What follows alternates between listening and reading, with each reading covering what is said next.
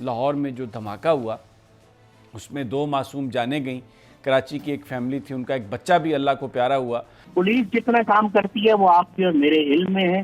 یہاں سائیکل چور پکڑا جاتا ہے, جیل میں مارا جاتا ہے. پچھلے اگر 27 سال کا ڈیٹا دیکھیں تو 175 ارب پونے 200 ارب ڈالر پاکستانی بینکوں سے غیر ملکی بینکوں میں ٹرانسفر ہوئے آفیشیل وے سے. سبسکرائب کریں اور بیل دبائیں تاکہ کوئی خبر رہ نہ جائے.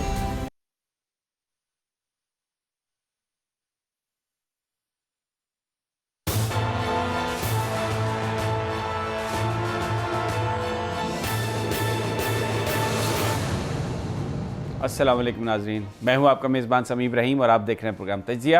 ہمارے ساتھ ہیں ہماری کو اینکر علینا الیاس, اور ہمیں ٹیلی فون پر جوائن کیا ہے لاہور سے صابر شاہ صاحب نے.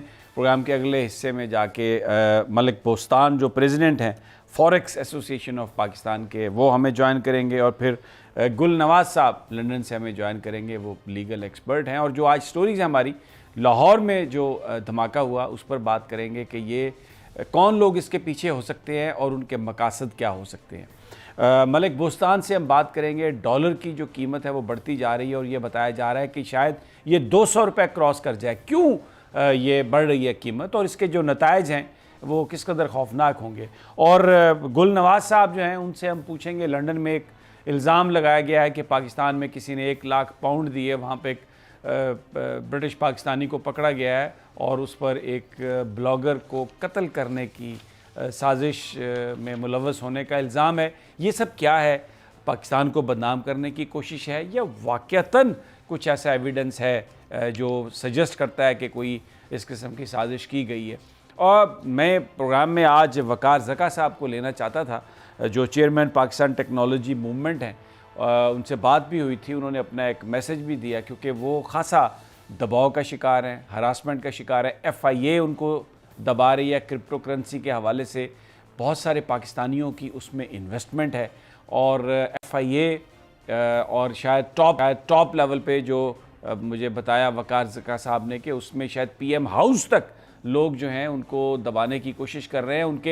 ان کے گھر پر بھی ریڈ کیا گیا. ان کا جو پرسنل, ان کا جو فون ہے, ان کا جو لیپ ٹاپ ہے, اس کو اپنے قبضے میں انہوں نے لیا.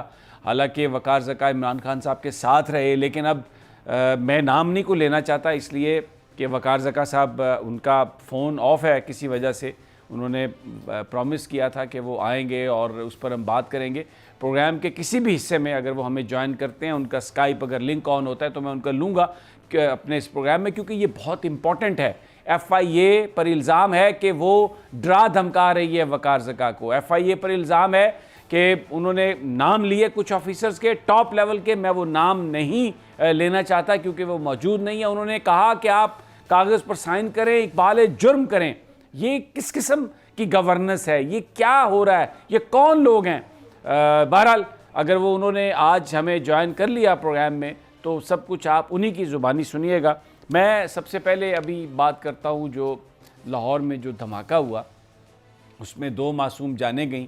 کراچی کی ایک فیملی تھی, ان کا ایک بچہ بھی اللہ کو پیارا ہوا, اور بہت سارے لوگ اس میں زخمی ہوئے. کمشنر لاہور کے مطابق 4 لوگوں کی زندگیاں جو ہیں وہ ابھی خطرے میں ہیں, وہ بہت شدید زخمی ہیں.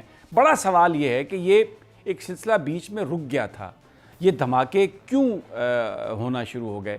کچھ لوگوں کا خیال ہے کہ PSL کا آغاز ہونے والا ہے, اور بھارت ہمیشہ سے یہ کوشش کرتا رہا ہے کہ پاکستان کو ناکامی ہو. اس سے پہلے ایک پلان کر کے انہوں نے جب سری لنکا کی ٹیم یہاں پر تھی ایک حملہ کیا تھا, جس کے بعد انٹرنیشنل کرکٹ پر پابندی لگی. بڑی مشکل سے پاکستان نے انٹرنیشنل کرکٹ کو یہاں پر دوبارہ کرکٹرز کو لے کے آئے اور میچز ہونا شروع ہوئے. اب کیا پھر وہی سازش ہے؟ کیونکہ جس آرگنائزیشن نے, ایک بلوچ آرگنائزیشن کا نام لیا جا رہا ہے, اس کی رسپانسبلٹی قبول کی ہے, وہ انڈین بیکڈ ہے. وہ ماضی میں ان کو انڈیا سپورٹ کرتا رہا, مکمل سپورٹ کرتا رہا. نریندر مودی اس تنظیم کا ذکر بھی کرتا رہا ہے اور ان کے حوالے بھی دیتا رہا ہے. دوسرا ایک اور امپورٹنٹ چیز ہے کہ TTP کے ساتھ اب مذاکرات نہیں ہو رہے, اور ان کا پچھلے دنوں ایک سابق اہم ترجمان بھی ان کا مارا گیا.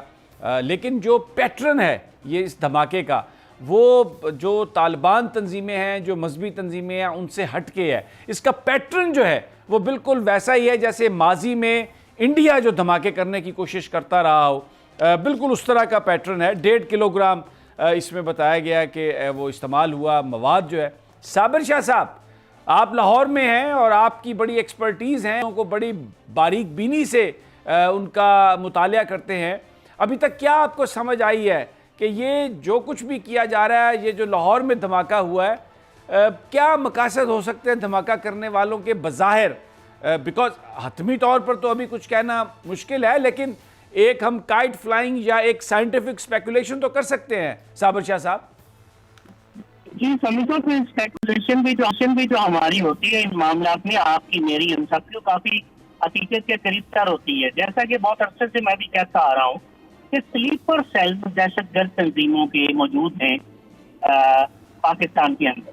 آپ دعا کیجیے کہ یہ آن آف دھماکہ ہو اور اس کے بعد پاکستان کے کسی حصے میں آنے والے کچھ دنوں میں دہشت گردی نہ ہو.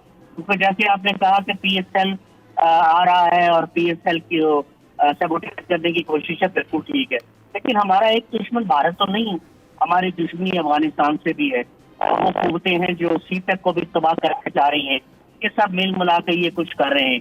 پھر میں ایک بات کہوں گا سمی صاحب، موٹر سائیکل کی کون چلا رہا تھا؟ یہ سب ہیومن ایسٹ جو ہیں یہ لوکل ہیں، پاکستانی ہیں، مسلمان ہی ہوں گے 99.9%. ان کو یہاں لوکل ایسٹ اور فیسیلیٹیٹر مل جاتے ہیں. اب وہ کیسے مل جاتے ہیں؟ وہ اس لیے کہ لا انفورسمنٹ ایجنسی جس میں پولیس سر فہرست ہے کام نہیں کرتی. سٹیزن رسپانسبل ہیں، لیکن سٹیزن کسی کی اطلاع تھانے میں دے تو اس کو شک رہتا ہے کہ تھانے والے کہیں آگے میرا نام، میرا خاندان تباہ نہ ہو جائے. پولیس پہ بھی اعتبار نہیں ہے. یہاں کمیونٹی پولیسنگ کا وہ تجربہ دوبارہ کرنا پڑے گا جو کسی زمانے میں بہت کم عرصے کے لیے ہوا اور دنیا بھر میں یہ رائج ہے اور اس سے بہت زیادہ نتائج حاصل کیے گئے. کمیونٹی پولیسنگ یعنی کمیونٹی کے لوگ وہ خود دیکھیں گے کہ ان کے علاقے میں کون مشکوک آدمی ہے، کون نہیں ہے. پولیس جتنا کام کرتی ہے وہ آپ کے اور میرے علم میں ہے. یہاں سائیکل چور پکڑا جاتا ہے، جیل میں مارا جاتا ہے. یہاں اربوں خربوں کے ڈاکے مارنے والے سڑکوں پر آپ کے سامنے پھر رہے ہوتے ہیں اور ہم یہ ٹیلی ویژن پر ان کو کوریج دے رہے ہوتے ہیں. کئیوں پہ الزام ہوتا ہے کہ وہ 2 دفعہ وزیر اعظم رہے، کئیوں پہ 3 دفعہ وزیر اعظم ہونے کا لیبل چپکا ہوتا ہے. بہت بہت بڑے پولیٹیشین بھی ہیں، بزنس مین بھی ہیں، بہت لوگ ہیں. تو یہ جب نظام جسٹس کا نظام بھی ٹھیک نہیں ہے، عدالتوں میں پینڈنسی دیکھیں، صرف سپریم کورٹ کے قریب میرے خیال ہے پینڈنگ کیسز ہوں گے. میں نے اس دن یہ تعداد پڑھی ہے ٹی وی کے اوپر. تو پینڈنسی ہے، پھر نظام اتنا ہے. صابر شاہ صاحب، یہ بالکل آپ جن نقائص کا ذکر کر رہے ہیں بڑے اہم ہیں وہ، اور سوسائٹی اس کی وجہ سے سفر کرتی ہے. ایک اور جو آج افسوسناک بات سامنے آئی، جہاں پر یہ دھماکہ ہوا ہے اس کے سامنے سیف سٹی کے کیمرے لگے ہوئے تھے، لیکن بتایا گیا کہ وہ کیمرے خراب تھے، اس کے اندر کوئی فوٹیج نہیں تھی اور خاصے عرصے سے خراب تھے. تو یہ کیا اس کی کوئی رسپانسبلٹی لے گا؟ مری میں تو آپ نے 15 لوگوں کو نکال دیا، یہاں پر جو کچھ ہوا اس کی رسپانسبلٹی کوئی لے گا؟ سیف سٹی کے کیمراز وہ کام نہیں کر رہے، تو کیا ضرورت ہے ان کیمراز کو لگانے کی؟ سبھی صاحب میں وہی کہتا کہ جب خریداری کرتے ہیں، شاپنگ کرتے ہیں تو اس میں کمیشن ملتے ہیں. خریداری فٹافٹ کرتے ہیں، PC-1 بڑا جلدی بنتا ہے. ایسی خریداری کا ٹینڈر بڑی جلدی فلوٹ ہوتے ہیں، بڈز پاس ہوتی ہیں، مرضی کے بڈز کو بڈز بھی دی جاتی ہیں، افسران بھی کھاتے ہیں، ہر محکمہ پیسہ کھاتا ہے.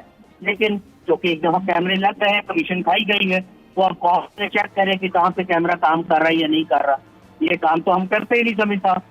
یہ ایک مثال ہے. میں آپ کو کہہ رہا ہوں کہ سیف سٹی کے کیمرہ کیا ملزم پکڑ لیں جو میں نے جن نتائج کا اظہار کیا، ملزم پکڑ لیں اس کی ضمانت ہو جاتی ہے. دہشت گرد تنظیموں سے ہم نے 15 سال میں کئی معاہدے کیے جو ٹوٹے، ابھی پھر کرنے جا رہے تھے جو ہوا ہی نہیں. تو جہاں اسٹیٹ لیول پہ ہم معاہدہ بھی کرنے چلے جاتے ہیں اور میرا خیال ہے کہ ہم ہتھیار پھینک دیتے ہیں شاید، تو وہاں پہ ان لوگوں کے دل شیر سے بڑے ہوں گے. پکڑے بھی جائیں گے تو چھوٹ جائیں گے لیک آف ایویڈنس کے اوپر. پروسیکیوشن بہت ہی پورلی کیسز کو پروسیکیوٹ کرتی ہے. ان لوگوں کے پاس وکیل تگڑے ہوتی ہے، جج نے تو ایویڈنس دیکھنا. میں یہ مان لیتا ہوں، اگر میں مان لوں کہ سارے جج بڑے آنےسٹ ہیں تو سمی صاحب وہ یہ جانتے ہوئے بھی کہ ملزم کی بیس پہ فیصلہ کرنا ہوتا ہے.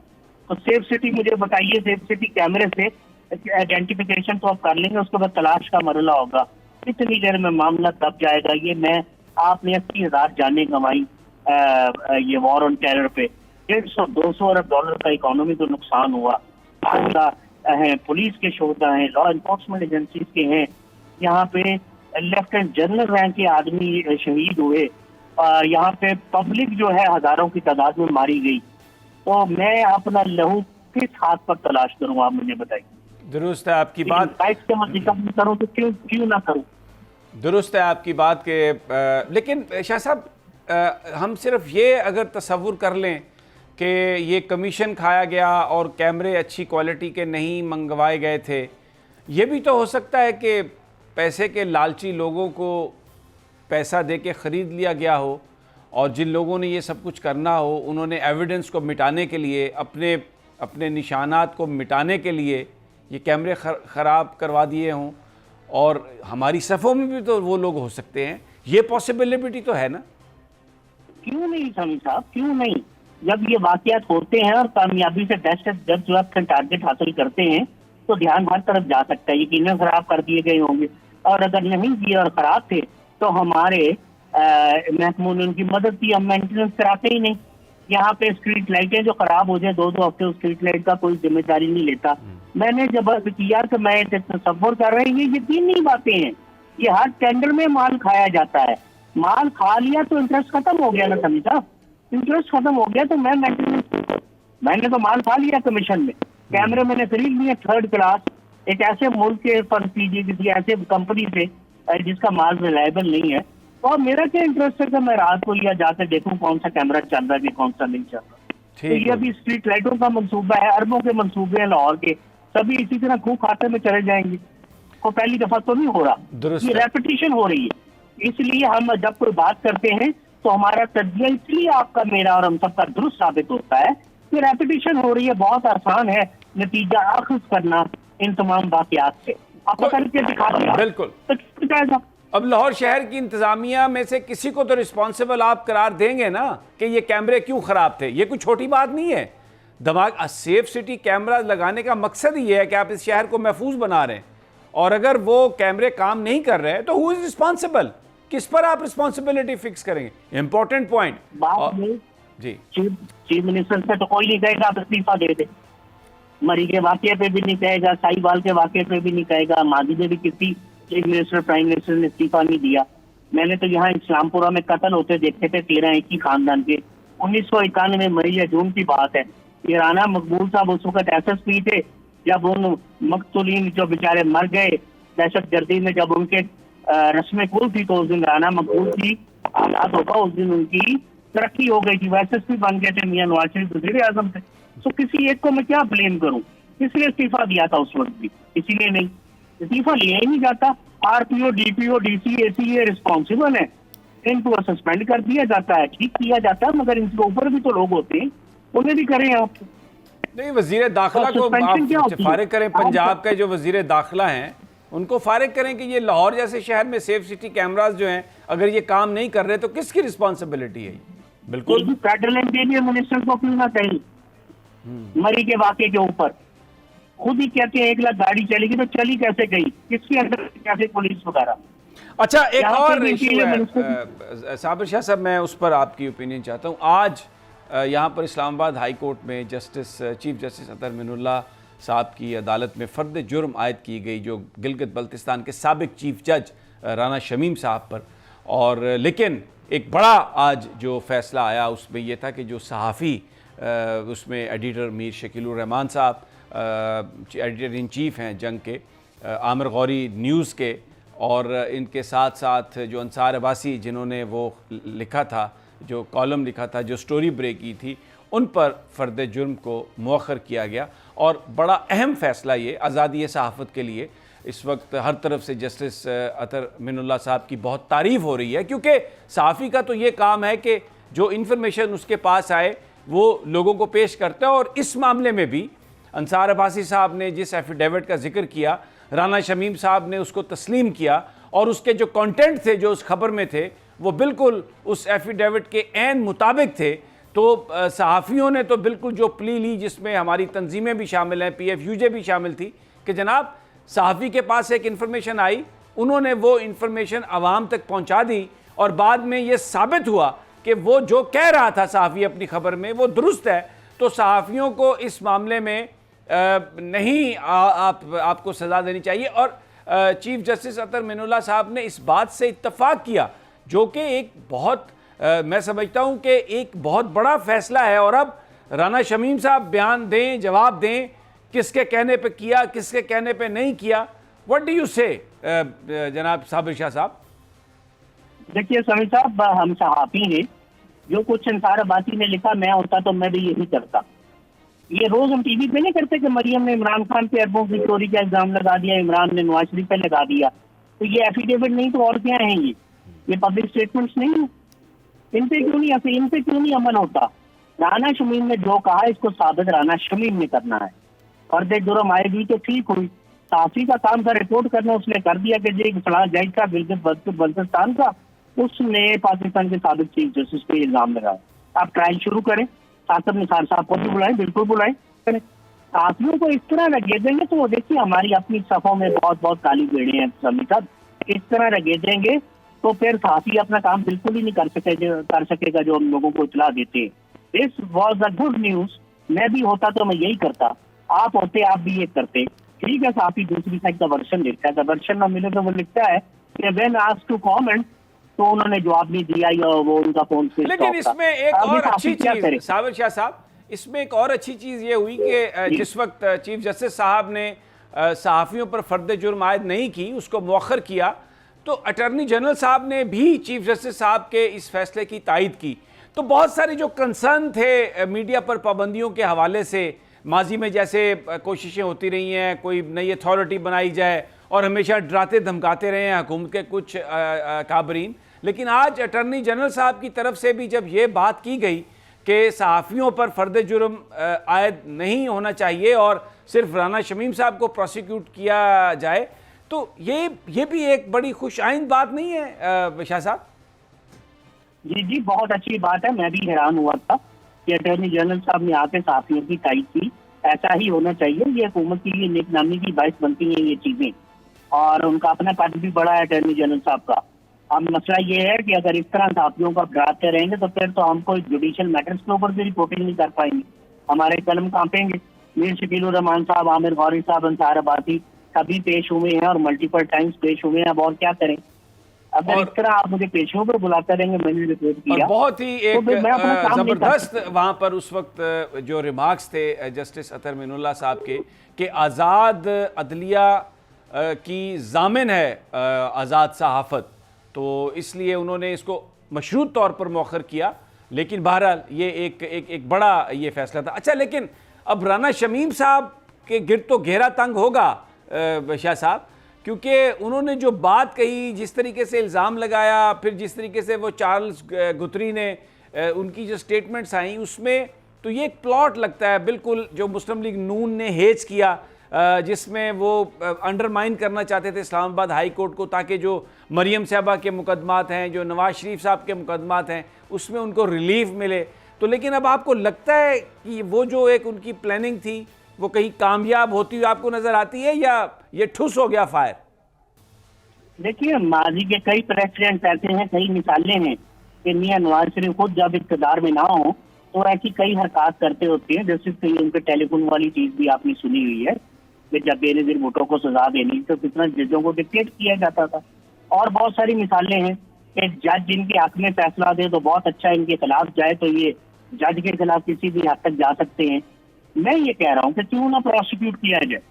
I have no love lost for Saqib Nisar, I have no love lost for Rana Shamim. تاکہ دیکھیے نا، یہ اسٹیٹ کی، جب میں بار بار اسٹیٹ کہہ رہا ہوں تو میں پاکستان کی بات کر رہا ہوں، میں اب یہ کھل کے بات کروں گا کہ ریاست پاکستان میں تو اسٹیبلشمنٹ کا بہت بڑا کردار ہوتا ہے، جوڈیشری کا بہت بڑا کردار ہے، پولیٹیشین کا کردار ہے، اچھا جی میڈیا بھی فورتھ پلر آف اسٹیٹ ہے، تو ان سب کو ریاست میں جمع کیجیے، ان سب کا کردار ہے، کیوں نہ ہو جی پروسیکیوٹ، پتا تو کریں یہ الزامات نے کیوں لگائے۔ یہ تو ریچ شروع ہو جائے گی جس طرح یہ آڈیو ویڈیو لیک شروع ہو رہی ہے۔ تو یہ ایک عمران خان نے اچھا فیصلہ یہ کیا کہ اب ویڈیو جو آڈیو اور ویڈیو جو لیکس وغیرہ ہیں جو ٹیلی فون پہ آتا ہے مواز، وہ ایڈمسیبل ہوگا ان دی آئی آف دا لا. انہوں نے یہ پرپوز کیا ہے، کل میں سن رہا تھا. تو یہ بہت اچھی چیزیں ہیں، ورنہ تو اس ملک میں کسی بھی مضبوط آدمی کے خلاف فیصلہ ہی نہیں ہو سکتا. 10 ارب میں کہوں گا 2 کروڑ کے وکیل کروں گا، سامنے وہ بیچارہ اسٹیٹ پروسیکیوٹر ہوگا، نیت میں بھی فطور ہوگا، 4 پیسے بھی کھا جائے گا، نالائق بھی ہوگا، سفارش سے بھرتی ہوا ہوگا وظیفے پہ. تو میرے ہوگا کون یہاں پہ جواب دے سکتا ہے؟ آپ یہ دیکھ رہے ہیں ہوتا ہوا 35-36 سال سے. سبھی صاحب کسی تگڑے آدمی کے خلاف فیصلہ ہوا تو بتائیں. وکٹمائز کرنا ہو تو یہ کسی بھی آدمی کو کر سکتے ہیں. حکومت لیکن یہ جو آپ پوائنٹ شاہ صاحب، یہ جو آپ پوائنٹ ریز کر رہے ہیں، ایسا لگتا ہے کہ حکومت کو بھی اس کا ادراک ہے. وزیر اعظم صاحب کے طرف سے یہ خبریں آ رہی ہیں کہ وہ اپنی احتساب کے حوالے سے جو پرفارمنس ہے اپنی ٹیم کی اس پر راضی نہیں ہیں، کچھ تبدیلیوں کا بھی سوچ رہے ہیں. اور یہ بات وہ اپنی جو ان سائڈ میٹنگز ہیں اس میں یہ وہ ایکسیپٹ کر رہے ہیں کہ بڑے اوپن اینڈ شٹ کیسز تھے جن میں بہت ایویڈنس تھا، مال بنایا گیا، سب نے دیکھا کہ مال لوٹا گیا تھا، ان میں بھی پروسیکیوشن سزائیں نہیں دلوا سکا ملزمان کو. تو یہ تو اب ایک ادراک عمران خان صاحب کو بھی ہے اور وہ اپنی ٹیم میں تبدیلیاں بھی کرنا چاہ رہے ہیں. شاہ صاحب سمجھ نہیں آ رہی کیا تبدیلیاں کرنا چاہتے ہیں، ادراک کیا ہے، وہ پورا علم ہے. اگر ہمیں یہاں بیٹھ کے پتا ہے کہ چینی میں کون پیسہ کھا گیا ہے، فلاں چیز میں کون پیسہ کھا گیا ہے، تو وزیر اعظم جو ہے وقت کے حاصل میں انہیں نہیں پتا ہوگا. تو نور عالم کی وہ بات میرے تو دل کو لگی ہے کہ آپ یہ اگلی جو 3 رولز پہ بیٹھے ہیں، وزراء، مشیر، عمران خان کے قریبی دوست، ان کا نام اسی پہ ڈالیں، انہیں کو پکڑ لیں، یہیں سے بہت کچھ ملے گا. اپنوں کو پکڑیں گے تو پھر نواز شریف کی طرف جائیں گے نا. ابھی تک تو نعرے مار رہے ہیں نواز شریف ریاست غازی سے یہ 1 روپیہ ریکور نہیں کر سکے. یہ نیب آپشن کر رہے ہیں ڈپلومٹ پڑ گئی کر کے تو دیکھیں ایک دفعہ. ٹھیک ہے، ابھی تک کیا کیوں؟ بالکل شاہ صاحب آپ درست فرما رہے ہیں کہ احتساب کا عمل کے نتائج وہ نہیں آئے جس کی قوم کو توقع تھی. وزیر اعظم بھی اس پر خاصے برہم ہے اور سننے میں یہ آ رہا ہے، انتہائی قریبی ذرائع وزیر اعظم کی یہ بتا رہے ہیں کہ اگلے چند دنوں میں جو احتساب کی جو ٹیم ہے اس میں آپ تبدیلیاں دیکھیں گے اور وزیر اعظم بہت ایگریسولی اس کو پرسیو کرنا چاہتے ہیں اور اس پر خاصے خفا بھی ہیں.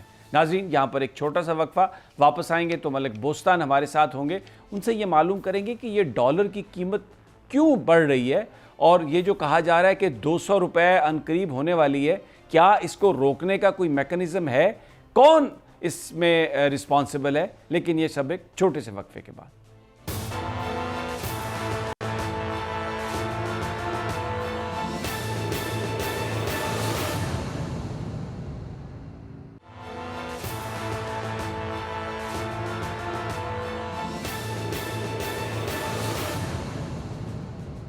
ویلکم بیک ناظرین. ڈالر کی قیمت روپے کے مقابلے میں بڑھتی جا رہی ہے اور اب تو پشاور میں تو 190, 91, 92 روپے تک کا ڈالر بک رہا ہے اوپن مارکیٹ میں. یہ کہا جا رہا ہے، ان خدشات کا اظہار کیا جا رہا ہے کہ اگلے چند دنوں میں یہ 200 کا فگر کراس کر جائے گا. کیوں بڑھ رہی ہے ڈالر کی قیمت اتنی زیادہ؟ پاکستانی کرنسی کیوں اتنی کمزور ہو رہی ہے؟ یہ میری اور آپ کی زندگیوں پر بہت اثر اس کا ہے. کوئی آپ دوا لینے جائیں، کوئی میک اپ کا سامان لینے خواتین جائیں، کوئی آپ امپورٹڈ فوڈ لینے جائیں، پیٹرول لینے جائیں، جہاں پر بھی جائیں ڈالر کی قیمت، بڑھتی ہوئی قیمت اس نے ہمارا کباڑا نکال دیا. اور آج ملک بوستان صاحب جو پریزیڈنٹ فوریکس ایسوسی ایشن آف پاکستان ہیں، کرنسی ڈیلرز کی جو ایسوسی ایشن ہے اس کے وہ سربراہ ہیں، وہ ہمارے ساتھ ہیں. ان سے پوچھتے ہیں کہ یہ معاملہ کیا ہے. ملک بوستان صاحب بہت بہت شکریہ، آپ نے اپنا قیمتی وقت جو ہے اس میں سے کچھ ٹائم ہمارے لیے نکالا. یہ بیان فرمائیے کہ یہ قیمت بڑھ کیوں رہی ہے ڈالر کی، اصل بڑا مسئلہ کیا ہے؟ وہ کہتے ہیں نا، مرض بڑھتا گیا جو دعا کی، ڈالر بڑھتا گیا جو اقدامات کیے. تو وہ ہمارے ساتھ یہ فارمولہ مطلب آ رہا ہے کہ حکومت جو ہے اس کو ڈالر کو کم کرنے کی جتنی کوشش کرتی ہے اتنی اوپر چل جاتا ہے. لیکن کہتے ہیں نا، مرض کی اگر تشخیص نہیں کریں گے تو وہ کبھی ختم نہیں ہوگا، بڑھتے ہی رہے گا. تو ہمارے اس کی تشخیص کرنا ضروری ہے. ہمارا جو سب سے بڑا مسئلہ ہے ڈالر بڑھنے کا، وہ کچھ ہماری حکومت کے اندر بھی میں نے لگتا ہے کہ کچھ لوگ ایسے بیٹھے ہیں وہ نہیں چاہتے کہ حکومت کامیاب ہو رہا ہے، ایسی پالیسیاں مشورے دیتے ہیں. جیسے ابھی میں آپ کو حال ہی میں بتاؤں، کراچی کے جو ہے FBR کے کمشنر صاحب ہیں، انہوں نے کراچی کی ایکسچینج کمپنیوں کو اربوں روپے کے غیر قانونی نوٹس بھیج دیے ہیں فیڈرل ڈیوٹی ایکسائز کے نام پہ کہ آپ جتنے بھی کسٹمر کو سیل پرچیز کریں گے ان سے 16% ایکسائز ڈیوٹی آپ نے وصول نہیں کی ہے، اس وجہ سے جرمانے کے ساتھ دیں اور آئندہ بھی وصول کریں۔ تو یہ چیز میں نے شوکت ترین صاحب کو لیٹر لکھا، پھر میں چیئرمین FBR سے ملا تو انہوں نے وعدہ کیا کہ انشاءاللہ تعالیٰ یہ نوٹس واپس ہو جائیں گے، اور ہم اس سے، میں نے کہا یہ تو لاگو ہی نہیں ہے، یہ تو آلریڈی 2016 میں ختم ہو چکا ہے، پھر لانے کا مقصد یہ ہے کہ حکومت کو بدنام کرنے کے علاوہ تو کچھ مجھے نظر نہیں آ رہا۔ تو وہ انہوں نے بڑی ہماری بات غور سے سنی، اور اللہ کا شکر ہے آج جو ممبر تھے یا FBR کے، انہوں نے مجھے فون کر کے بتایا ہے کہ ہم نے متعلقہ جو کمشنر صاحب تھے ان کو روک دیا ہے، اس کے اوپر کوئی ایکشن نہیں ہوگا، اور اس کو ہم بیٹھ کے اس کے ٹیم ورکنگ کر کے اس کو واپس لے لیں گے۔ تو اس سے تھوڑا سا خوف کم ہوا ہے، ورنہ کل تک بڑا خوف تھا اور ڈالر مسلسل بڑھ رہا تھا۔ یہ تو بنیادی وجہ ایک یہ تھی۔ اور دوسری وجہ یہ تھی کہ افغانستان کے جو جب سے طالبان آئے ہیں آپ نے دیکھا ڈالر 157 سے بڑھ کے آفیشیل مارکیٹ میں بھی 180 کے قریب ہے۔ تو اس کی وجہ یہ ہے کہ پان کے بعد تو کھانے پینے کے کچھ نہیں ہے، ڈالر وہ کہاں سے دیں گے؟ ان کے جتنے بھی کھانے پینے کی چیزیں یا ادویات ہیں یا ضروریاتی زندگی ہیں وہ پاکستانی روپے میں خریدی جا رہی ہیں، پاکستان آ کر پاکستان سے آگے ٹرکوں کے ٹرک وہاں جا رہے ہیں، اور حکومت جو ہے وہ ڈالر میں کیونکہ امپورٹ کر رہی ہے۔ امپورٹ بل اگر آپ دیکھیں اگست سے پہلے ہمارا 5 ارب ڈالر تھا، جو اب بڑھ کے تقریباً 8 ارب ڈالر ہو گیا، یعنی 3 ارب ڈالر جو ہمارے ایکسٹرا بل آیا اس کی بنیادی وجہ افغانستان کی جو امپورٹ ہے ہمارے امپورٹ بل سے پوری کی جا رہی ہے۔ تو اس کے لیے میں نے شوکت ترین صاحب سے بھی ملا تھا اور اعلیٰ حکام سے بھی ملا تھا، میں نے ریکویسٹ کی تھی کہ آپ اس طرح بارٹر ٹریڈ میں لے لیں کہ یا تو پاکستانی میں کر دیں، تو بارٹر ٹریڈ ہمارے لیے فائدہ مند ہے کیونکہ معدنیات وہاں بہت زیادہ ہے، اس سے ہم فائدہ اٹھا کے چائنا کو ایکسپورٹ کر سکتے ہیں۔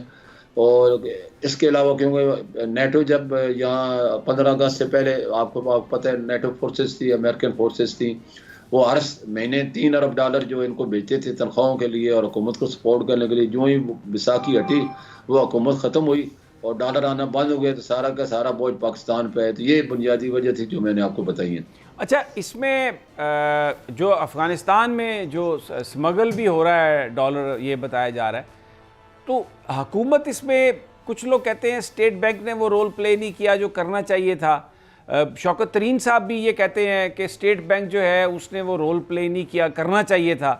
آپ ایگری کرتے ہیں اس بات سے؟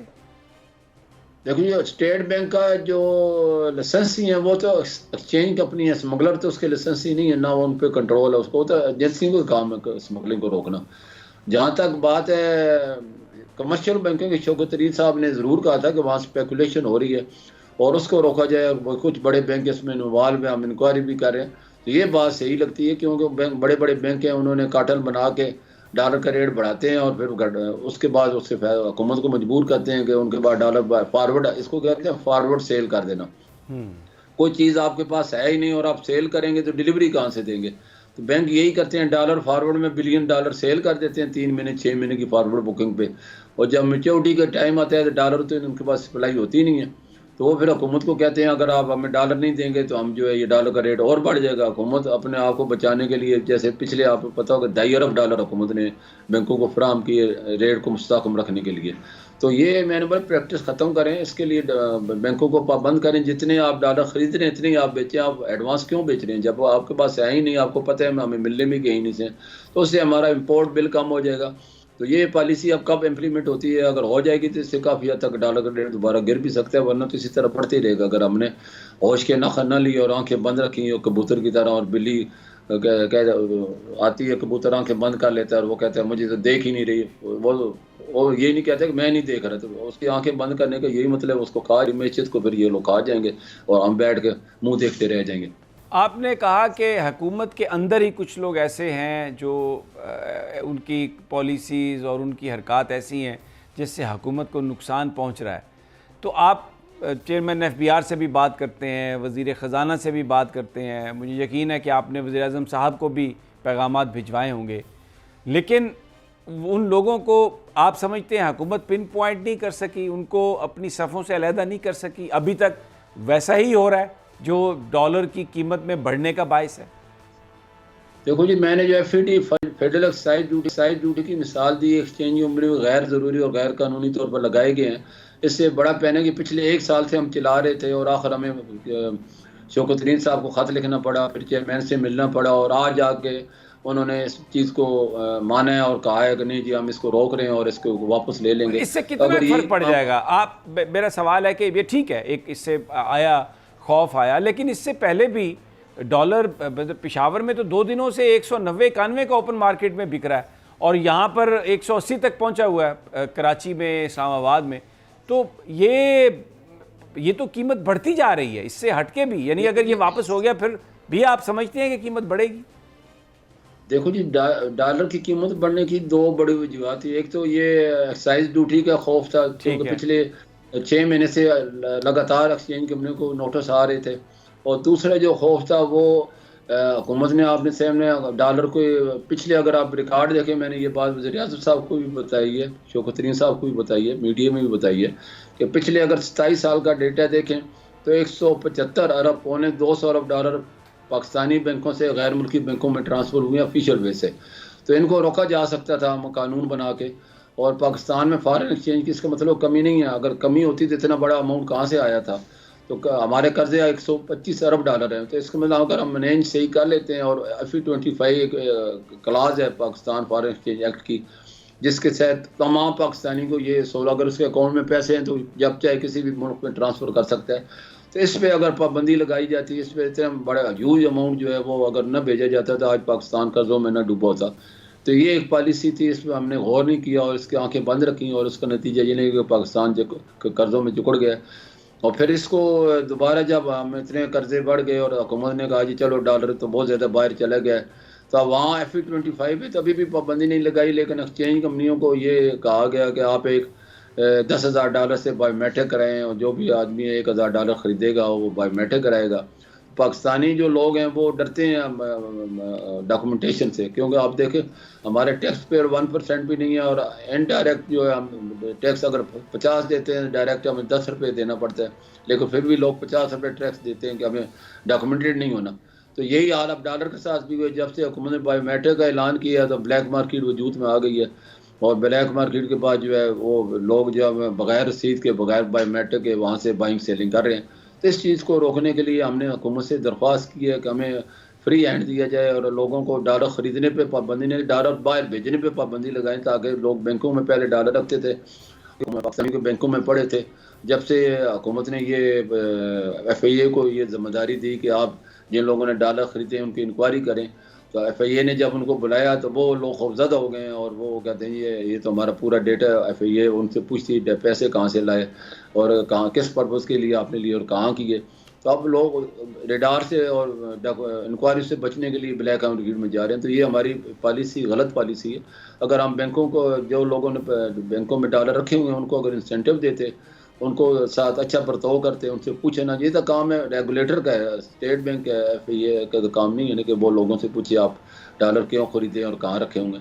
वो डेटा एनालिस करते हैं और डेटा बताती है कितने एजुकेशन में गए हैं, कितने हेल्थ में गए हैं, और जितने लोगों बैंक में रखे हैं और कितने घरों में पड़े हैं, तो उनको हम अच्छे इंसेंटिव दे के वापस ला सकते थे बैंकों के अंदर, वो हमारे रिजर्व में शामिल हो जाते हैं। तो ये चीज़ें अगर हम कर लेते हैं तो यही पॉलिसी हैं जो कि हमारे लिए नुकसानदेह सामती और हुकूमत की बदनामी का बायस बनती हैं, और एक पैने का खौफ वजह पैदा होती है। तो वो लोग समझते हैं हुकूमत के पास अब शेयर डॉलर ख़त्म होने वाले हैं, क्यों इतनी बड़ी जो है पाबंदियाँ लगाई जा रही हैं। तो ये ऐसी चीज़ें हैं जिनको हम मिल बैठ के और अच्छे तरीके से हल भी किया जा सकता है, और लोगों को पैने के खौफ और राज से निजात भी दिलाई जा सकती है। बहुत बहुत शुक्रिया मलिक बोस्तान साहब। बड़ी इंपॉर्टेंट बात, अमलात को गुफ्तगू के ज़रिए और कॉन्फिडेंस रिस्टोर अगर आप बिजनेसमैन का करके मामले को हल करने की कोशिश करेंगे तो उसका नतीजा बेहतर निकलेगा। लेकिन अगर आप ये समझते हैं कि FIA को पीछे लगा के, लॉ इन्फोर्समेंट को पीछे लगा के, डरा धमका के आप काम करवाना चाहेंगे, तो फिर ब्लैक मार्केट का वजूद हो जाएगा।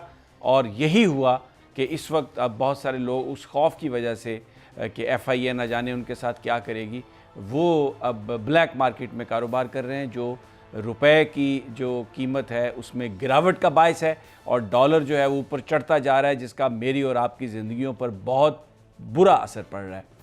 यहाँ पर एक छोटा सा वक्फा नाजरीन, और जब वापस आएंगे तो फिर लंदन में लीगल एक्सपर्ट गुल नवाज साहब से बात करेंगे कि वहाँ पर एक केस इस तरह का उसकी समाअत है, इस तरह का केस चल रहा है कि जिसमें पाकिस्तान की बदनामी हो सकती है। लेकिन ये सब एक वक्फे के बाद।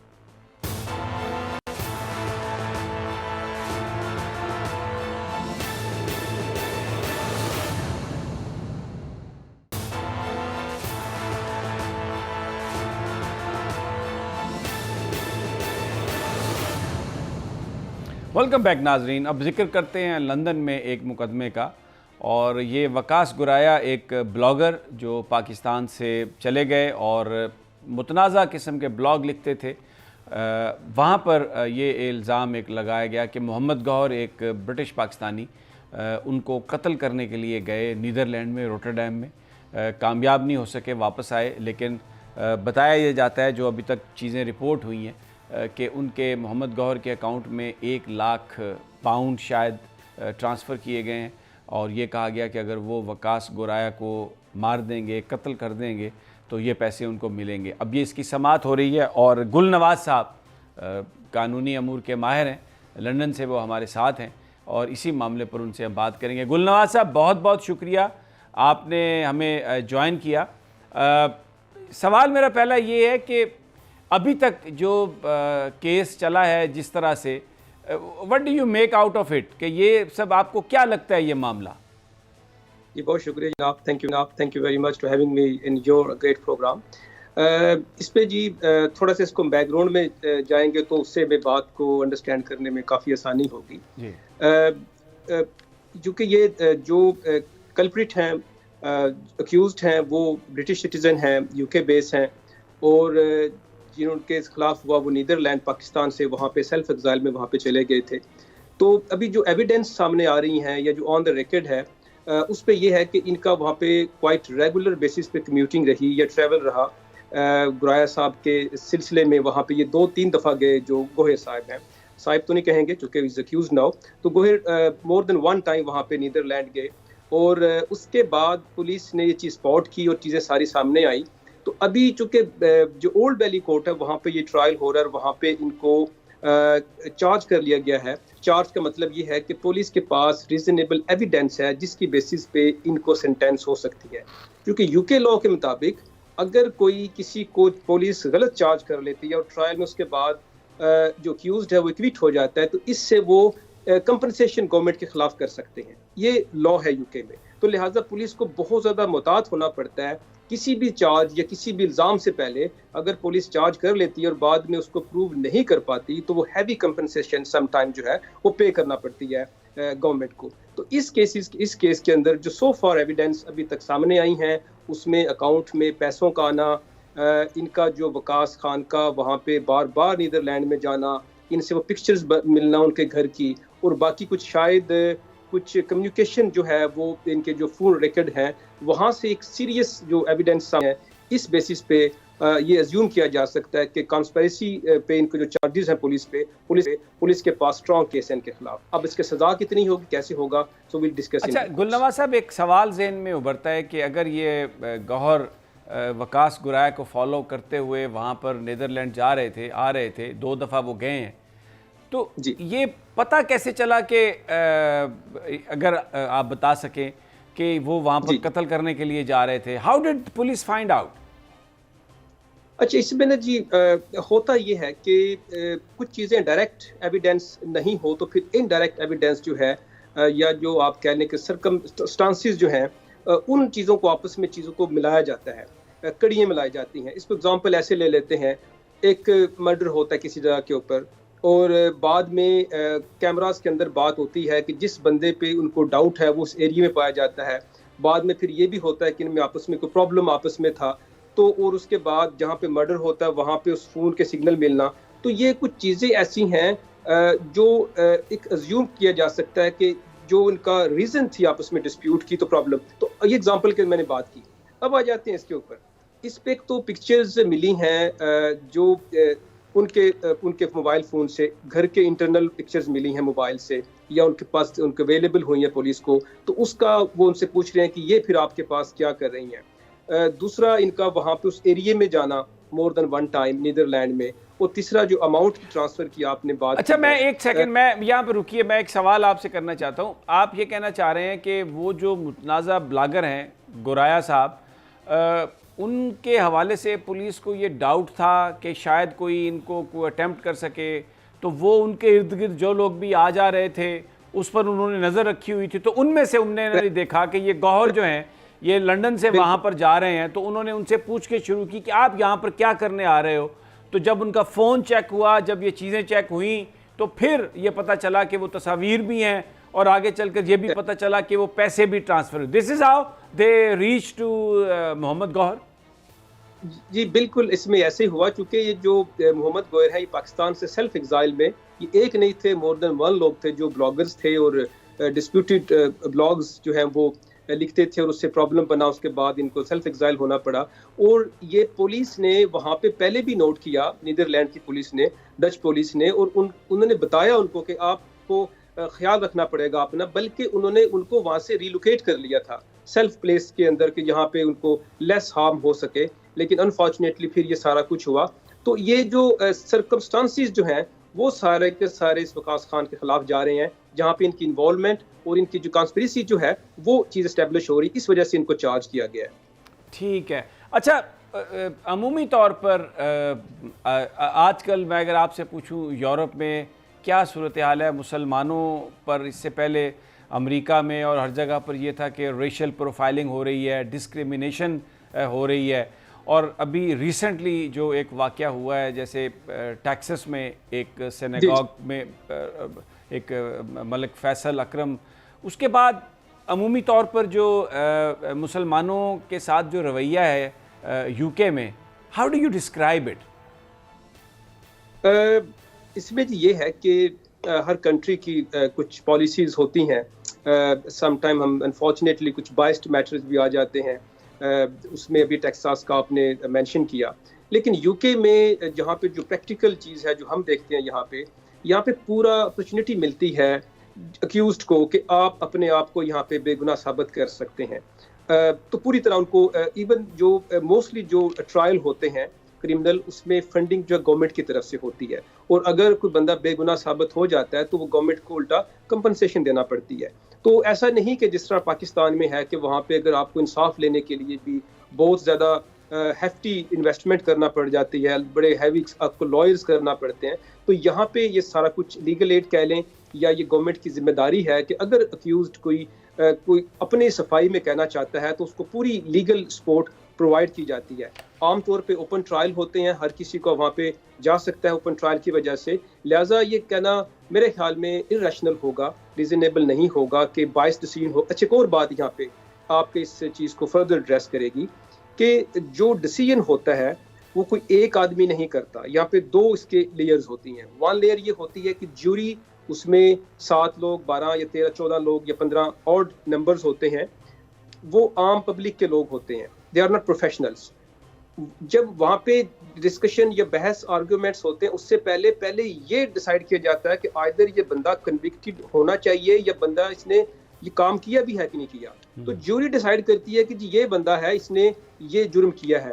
اس جرم کے جب جوری اس لحاظ سے اس کو کہتی ہے کہ ہاں اب 11 بندے کہہ رہے ہیں جس نے جرم کیا ہے, اس میں سے 3 کہہ رہے ہیں کہ جرم نہیں کیا, جوری کی بات کر رہا ہوں جو کہ انڈیپینڈنٹ ہوتے ہیں, پروفیشنل نہیں ہوتے, عام پبلک سے لوگ لیے جاتے ہیں. This is how system works in U کے.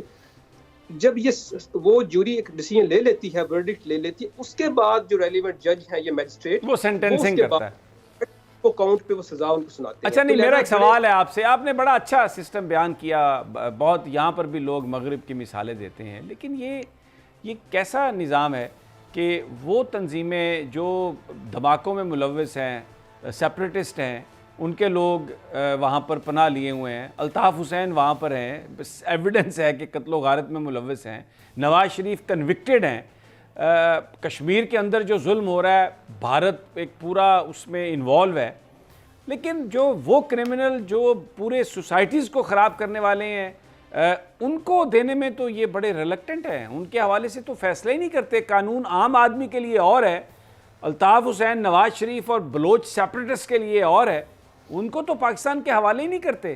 تو پھر یہ کیسا اوپن نظام ہے؟ کیا یہ منافقت نہیں ہے؟ جی اس میں اب جو کہ میری تو اوپینین ہوگی وہ تو ہوگی ایک جو پیرامیٹرز ہیں لا کے, اس کے اندر ہے کہ ایک اوور آل اگر آپ بات کریں جنرل اسپیکٹ میں یہ رائے ہو سکتی ہے کہ جو بھی برطانیہ آتے ہیں تو وہ کلپریٹ ہوتے ہیں, مجرم ہوتے ہیں, اور یہاں پہ شاید برطانیہ ان کو پناہ دے دیتا ہے. اب اس میں نا 2 چیزیں ہمیں دیکھنا ہوں گی. ایک تو ڈفرینشیٹ کرنا ہوگا ملزم اور مجرم کے اندر.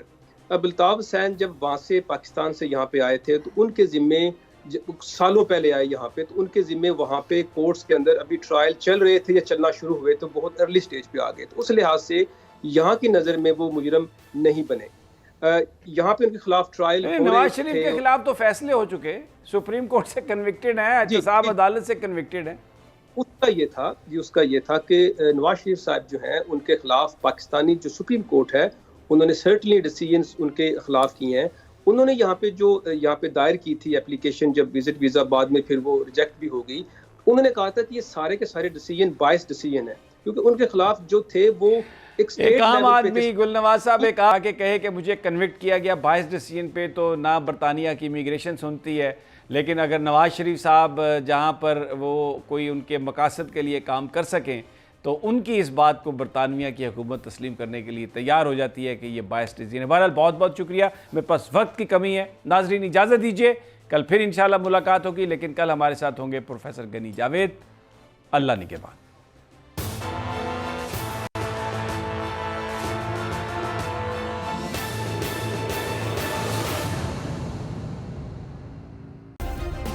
سبسکرائب کریں اور بیل دبائیں تاکہ کوئی خبر رہ نہ جائے۔